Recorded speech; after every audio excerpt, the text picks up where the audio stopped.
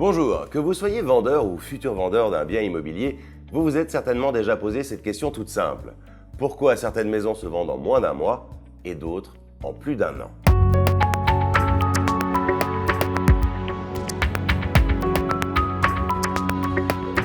Pour répondre à cette question, nous allons prendre un exemple très simple.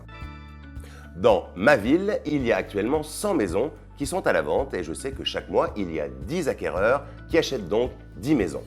À votre avis, comment nos 10 acquéreurs vont-ils choisir leur maison?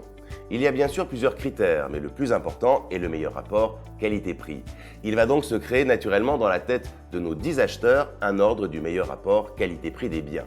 Pour bien comprendre ce rapport, prenons dans nos 10 acheteurs un couple qui recherche une maison de 90 mètres carrés avec 3 chambres et un petit jardin. Dans le classement de notre couple, on va retrouver en haut de la liste ce qu'ils considèrent comme le meilleur rapport qualité-prix, à savoir des maisons correspondant à leur budget et à leur projet de vie.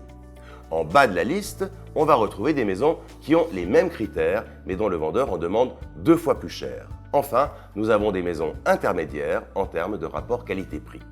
À votre avis, quels seront les biens visités? Bien sûr, nos acheteurs vont avant tout se tourner vers les maisons vertes, au meilleur rapport qualité-prix, avant de se tourner éventuellement sur les maisons intermédiaires, les maisons orange, mais en aucun cas, ils ne perdront leur temps à aller visiter une maison rouge.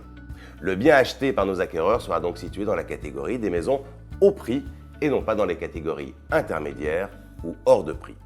Un mois après, nous avons donc 10 maisons vendues sur les 100 disponibles et de nouveau 10 acquéreurs. Et là, vous allez me dire, formidable, à un moment donné, il ne restera plus que la mienne. Et c'est là que vous vous trompez, car chaque mois, si 10 maisons sont vendues dans ma ville, 20 nouvelles maisons sont mises en vente. Et c'est ainsi dans ma ville, comme dans le reste de la France. C'est là, vous l'aurez compris, ces 20 nouvelles maisons vont devoir se positionner par rapport au marché. Certains propriétaires bien conseillés vont immédiatement se mettre au prix, d'autres vont être dans l'intermédiaire car ils ne sont pas pressés de vendre, et puis quelques-uns, un peu têtus, vont demander un prix bien au-dessus du marché.